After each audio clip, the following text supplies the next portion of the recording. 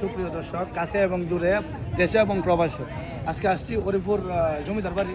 আসলে জমিদার বাড়ি আছে, কিন্তু জমিদারি নাই। এদিক থেকে একটু দেখান, জমিদারি নাই। আসলে আমরা যারা অহংকার করি, অনেক সময় পয়সার গরম দেখায়।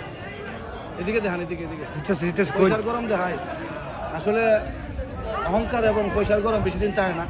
এই জমিদাররা কিন্তু এক সময় ট্যাক্স নিছে, খাজনা বলা হয়, এখন বর্তমানে শুদ্ধ ভাষায় ট্যাক্স বলা হয়। ট্যাক্স নিছে, কিন্তু এখন দেখ জমিদার বাড়ি ভরে রয়েছে, কিন্তু জমিদার নেই। তো আমরা যারা সমাজে বৈষম্য তৈরি করি, বিভিন্ন প্রতিবন্ধকতা তৈরি করি, আসলে এগুলি কিন্তু ঠিক না। এই জমিদারের বাড়ির দৃশ্যর থেকে আমরা অনেক সময় অনেক কিছু শিক্ষণীয় আছে। কারণ পয়সা ক্ষণস্থায়ী, ব্যক্তিত্ব এবং সম্মান দুটোই চিরস্থায়ী। তো আমরা অবশ্যই ব্যক্তিত্ব হিসাবে সমাজের কাছে প্রতিষ্ঠিত এবং ভালো একজন মানুষ হিসাবে আমরা প্রতিষ্ঠিত হব ইনশাআল্লাহ। সবাইকে এই বলে আমি বিদায় নিচ্ছি। ধন্যবাদ সবাইকে। আসসালামু আলাইকুম। ঈদ মুবারক।